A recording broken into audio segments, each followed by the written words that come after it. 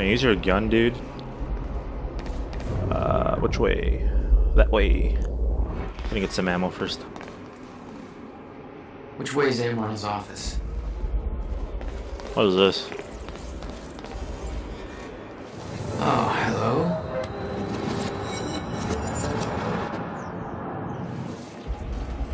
Okay, so I can use that to get up there.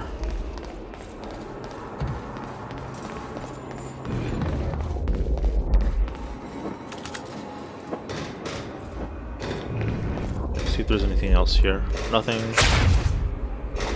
Alright, let's go back up.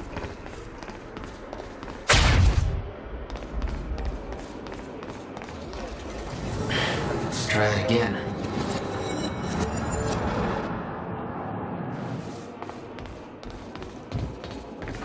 Here we go. Might be able to get out from here. Yeah, there we go.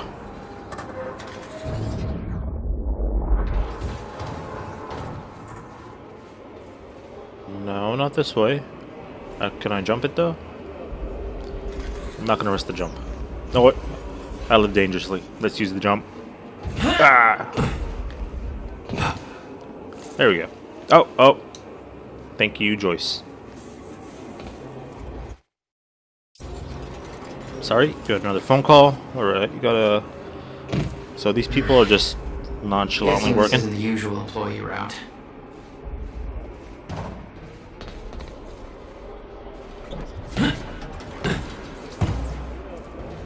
And then here. Alright, we're here. We're good. We're fine.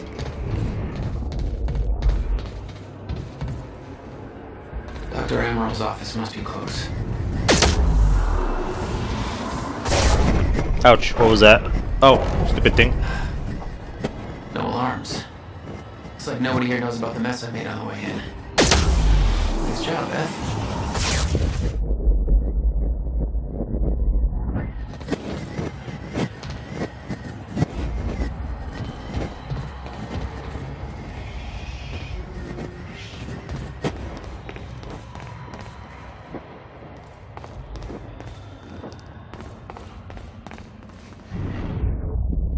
There's a bunch of computers up there.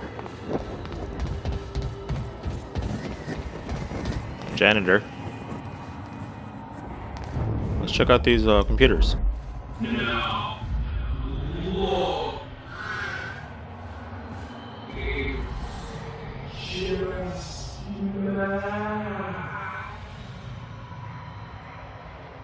The more people, the bigger the area we Alright, from Martin to Clarice, the one who's interviewing us. less time we're gonna have. Dude, can you be quiet? Literally. Okay. Evaded and Jack Joyce escaped from his cell. He is here to kidnap Dr. Sophia Amaral. This presents the perfect opportunity to move forward with our agenda.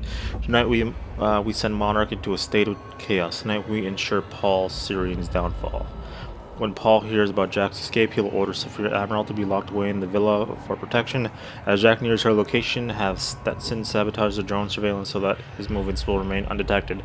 Assist Joyce's mission in any covert manner possible. Sophia is Paul's only resource capable of developing the treatments he needs. With her out of the picture, we only need to destroy his remaining treatments to render Paul helpless. As his sickness grows, all of his treatments are kept in Dr. Kim's lab. I read that wrong. In the wrong way, whatever. I will gain access to the area, ensure that the entire lab is destroyed. I predict that Paul's sickness will take hold within 6 hours of these events. Spurred by the increasingly frequent stutters, only then will we make our final move. Huh.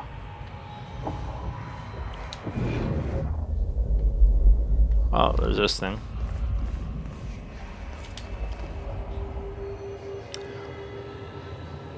Friday social. Do not use the radar tower entrance as a smoking area. Conan text wanted. Please return all used cups to the kitchen. Return your cups so nobody has to die. This guy was in a hurry. His face. Oh my god.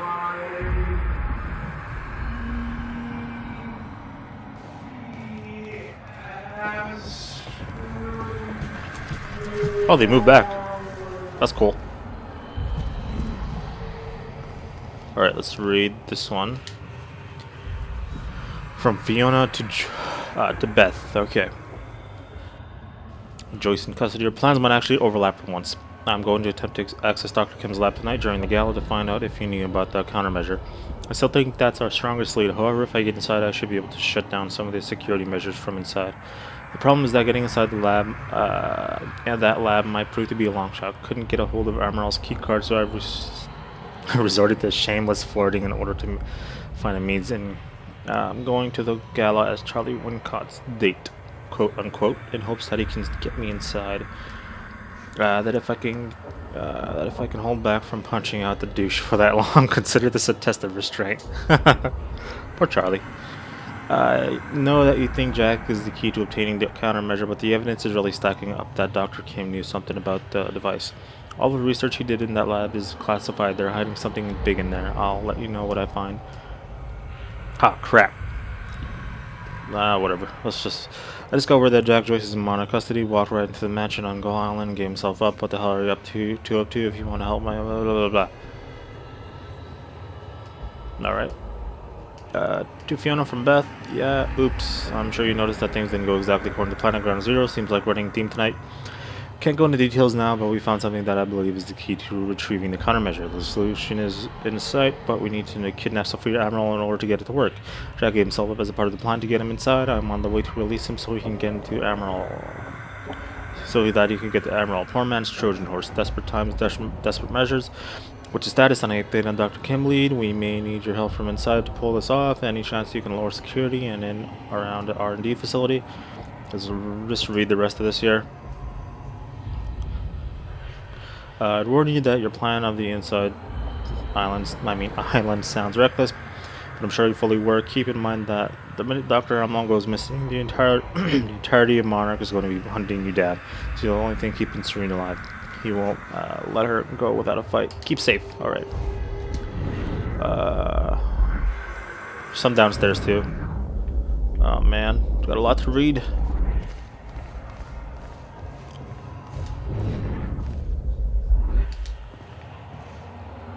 From Martin Hatch to Monarch Security Team instructions for tonight.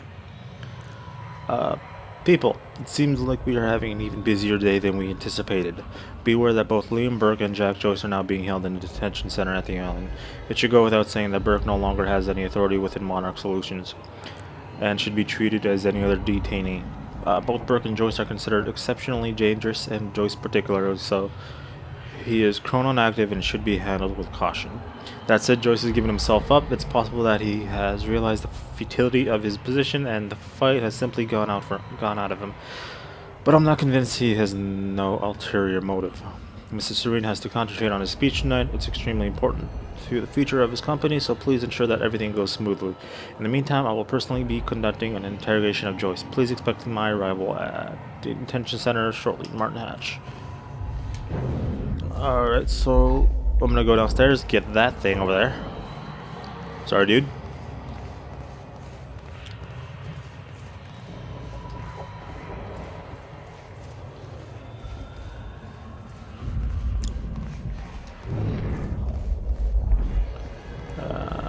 Okay, there's this.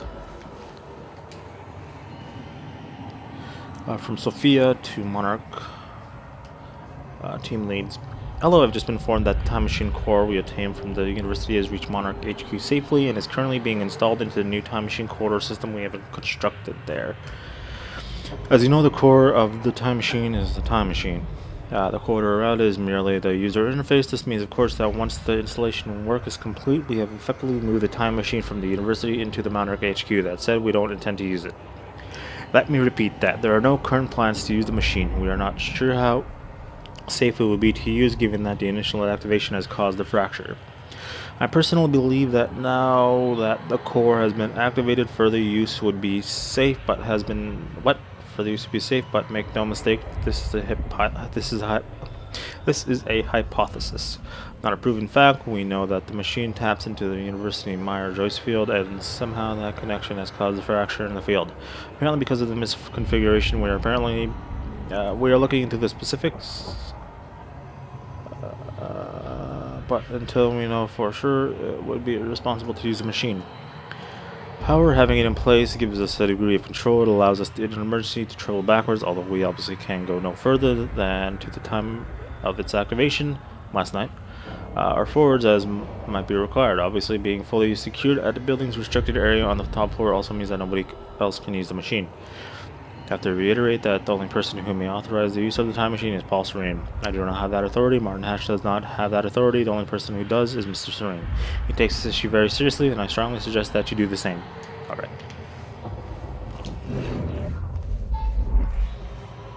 How do I get in there? Okay.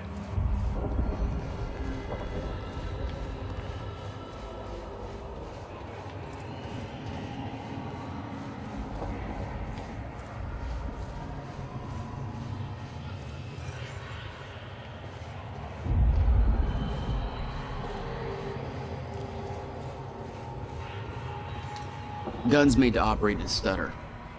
Paul had clear priorities. When time ends, guns don't.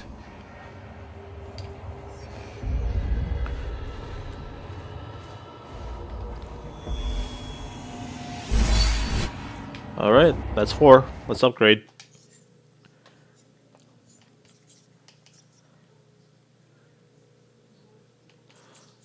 Extra activation cost 4. Maximum focus. Focus time will even last a bit longer after you get off the time dodge.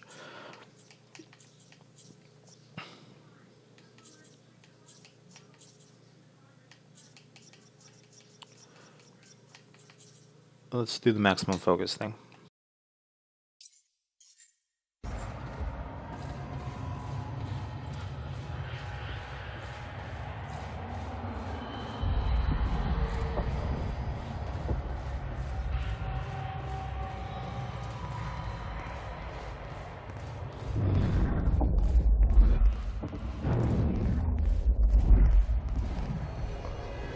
Okay.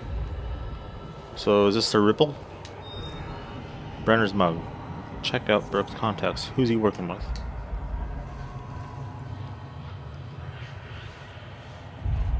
Alright, let's read this. From Charlie. What's up, girl? To Fiona. Is this Fiona's workstation? I think it is. Alright. To Charlie to Fiona from Charlie. So I had a dream about you last night. It wasn't anything bad, don't worry, but it was pretty fucking weird. Let's just say that if you have a second mouth hidden under your arm that keeps on insisting that international stock market is being controlled by the Pittsburgh Steelers, this would be a real good time to tell me. I mean, I don't usually have premonitions or anything. I don't believe in that crap, but just the same, I'd hate for that one to turn out to be true. Oh, and also the mouth eats nothing but sausages, real chompy chomp style. So if you know, there's probably nothing Freudian happening there. I just wanted you to know what's up, or what are you up to. Charlie, what is wrong with you? Jesus, Charlie, I can tell you that you're a man of great sophistication. Did you major in smooth talk? Or, actually, speaking of education, I heard rumors about that op coming up at the university. I know you know, because you always know about that sort of stuff. It sounds pretty serious. What the hell's all that about? So this was before the fracture. Well, as far as the university thing goes, I can't really talk about that.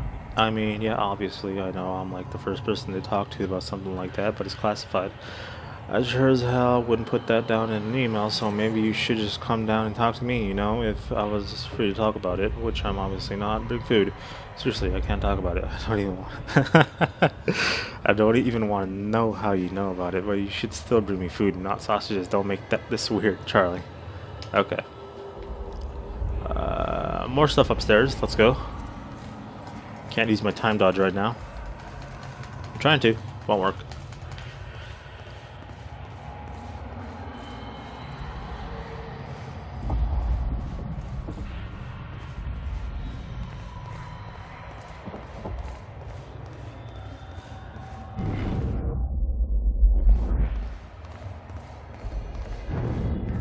That's Emerald's office.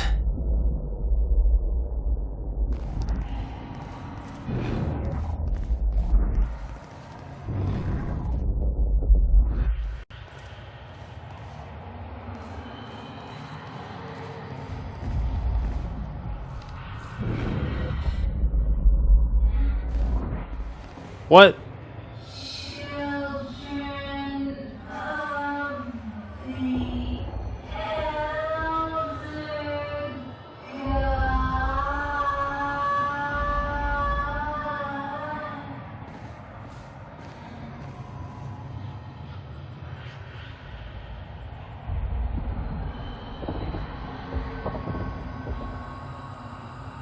That's creepy.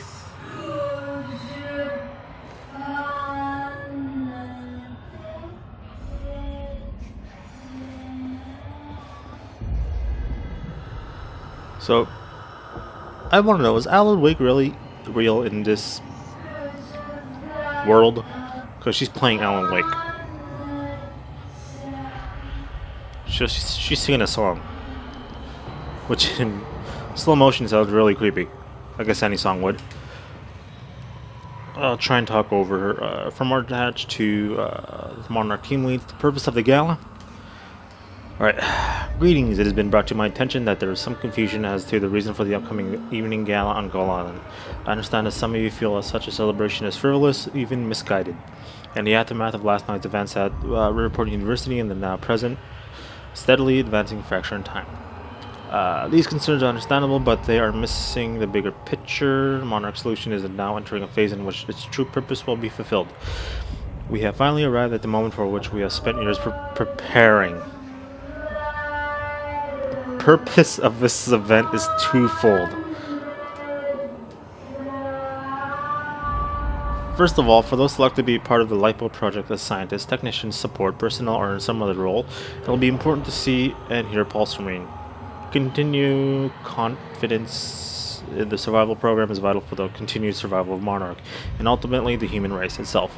This is particularly important given the recent events. We need to present a desirable and reassuring counterpoint to the sacrifices we've had to make. Naturally, not everybody at the party will be among the chosen few, so a certain degree of informational hygiene will be required. Just you will ensure that those reporting to who you are informed precisely to the degree necessary. Secondly, of all the anonymity and vast resources, Monarch is now functionally independent from the rest of society. In order to our plans to succeed, we will need support and cooperation of the authorities and numerous business partners, even though they don't know our true goals. Demonstration of power and confidence, as well as certain judicious investments of currency and influence, will go a long way towards securing that support. Our pre-air blitz has been working well, but in order to maintain momentum, we must maintain an amicable relationship with Riverport's leadership. Our entire approach is based on the idea of Monarch stepping in to assist the authorities and being welcomed by citizens and city administration. Like, should the latter suddenly declare Monarch's help unwanted, or unsanctioned, our entire strategy could collapse in just a few hours. That would be disastrous to our plans. In conclusion, this is a tremendously important event for the future of Monarch Solutions and for the future itself. If there are any questions, please do not hesitate to contact me.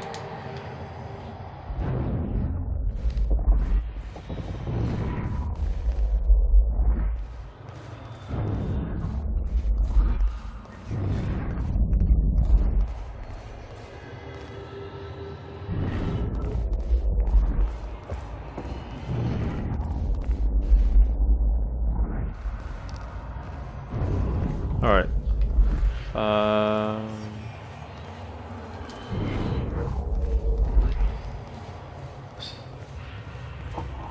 Just want to know, is there a way down there?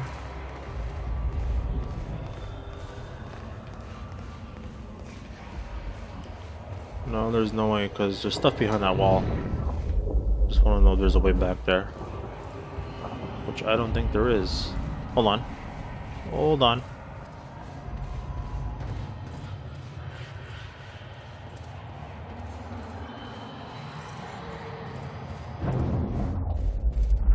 I knew I couldn't leave the offices before Okay. locating Dr. Amaral.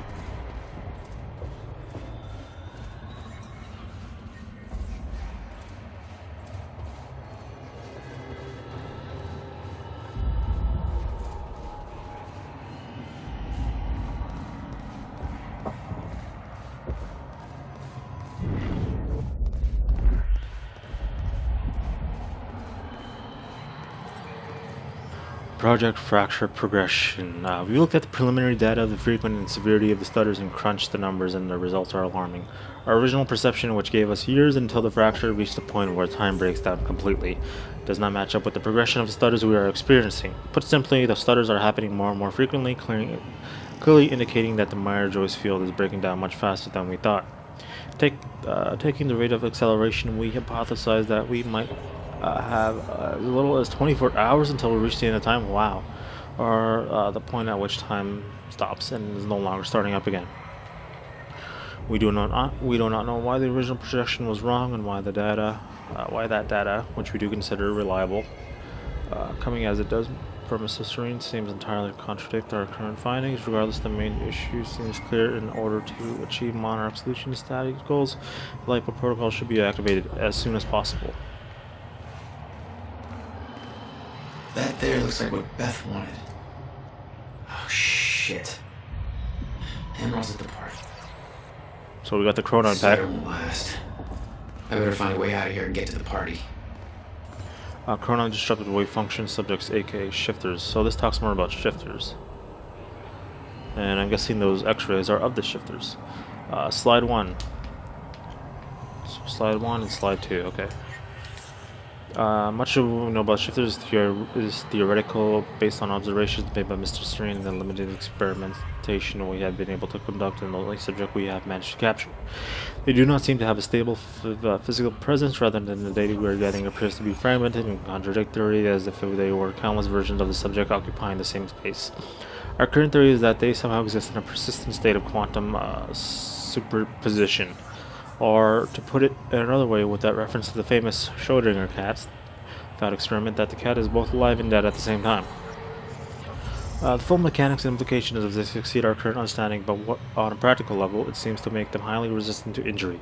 It appears that even if the shifter encounters deadly force, it may kill one of its aspects, but because it exists as multiple iterations of itself, including iterations that were not killed by the force, it doesn't stop. My head hurts. Current theory suggests that the only way to stop a shifter is to cause its wave function to collapse from the superposition to a single agent state. I don't know how to pronounce that. In practical terms, the shifters must be affected with deadly force enough times for it to run out of healthy version of its. Oh, so you have to kill it multiple times? As such, direct confrontation with the shifter should be a last resort. Slide 2. Contact with the shifter is extremely dangerous. We know that they are essentially mobile respirators of vast amounts of chronon particles, and that they can only exist in a zero state. An area which has been depleted of chronon particles, typically by a fault in the Meyer-Joyce field that encompasses the universe. Colloquially, we tried to pronounce that. We refer to these as stutters in time. We also know that shifters are hostile to any source of chronon particles other than themselves within stutters, so any chronon active individual with a stutter may find themselves targeted by shifters. It appears that movement in stutters, by which we mean the very movement of particles within the space in which time flows, not merely the movement of an individual, disturbs them, and they respond with considerable aggression. As discussed previously, shifters are extremely resistant to damage. They're also quite physically formidable, but their biggest threat is the distortion field around them. Its exact nature is unknown, but we know it warps the properties of the space surrounding them, exerting great physical stress and unpredictable forces on its surroundings. Again, in practical terms, close proximity to a shifter may be fatal, even if no actual physical contact takes place. Slide 3. Where's slide 3? There's no slide 3. Okay. Slide 3. The stutter-proofing technology Monarch solution is advanced. Offers solid protection against shifters. Time flows normally within a stutter-proofed area, so shifters simply cannot exit within them. exist within them. Therefore, as long as stutter-proofing remains active, their shifters are not a problem. However, stutter-proofing of large outside areas is not feasible. Given our chronon particle budget, so we have developed other technologies to defend against shifters, the chronon dampeners, which drains them of chronons, I guess. A chronon dampener works by annihilating free-floating chronon particles within a specified area. As shifters forms are hypersaturated with chronon particles, they cannot enter an area in which a chronon dampener is active without their wave function collapsing. Therefore, our operators in the field have a solid portable defense against shifters. Our own technology is shielded against the dampener's effects, so activists and stutters undertaken by our strikers and other operators are not hindered. However, as an unfortunate side effect, the dampeners have a crippling effect on individuals who are chronon active without the aid of technology. Accordingly, should Mr. Serene be present, you should always make him aware of your intentions before activating a dampener. You may rest assured that the dampener is not powerful enough to do actual physical harm to Mr. Serene, whose system constantly produces new chronon particles to replace the ones that are lost, but as the dampener's effects are unpleasant and enervating, such an encounter is likely to lead to an awkward conversation about future career prospects. Oh man, so much reading. CFR briefing, but it's no exaggeration to say that the chronon field regulator, or the CFR, is the heart of all the Monarch's technology advances. It has taken on a somewhat mythical quality given its origins and the vital role it plays in the Lifeboat project. But in actuality, the CFR's applications are very practical. That's not to say the CFR hasn't had a course-altering impact on the work Monarch Solution does. It's been hugely influential in the development of both the stutter-proofing technology that allows us to shield large areas from the effects of zero state, enabling time to keep flowing within them even as it stops everywhere else, as well as the smaller personalized applications of the same technology. The portable chronon harness that allows our soldiers and technicians to operate freely within stutters. You think Dr. Henry Kim as the father of this technology, and deservedly so, but for all of his brilliance, it was his dedication to uncovering the secrets of the CFR that allowed him to make his breakthroughs. Despite Dr. Kim's hard work, the CFR functionality is not fully understood, and we have not been able to replicate the device. Having more than one of them would obviously be the great... Okay, I'm done reading. CFR, whatever. Okay. Oh man. Last thing, I think. The Admiral had tried to warn Paul.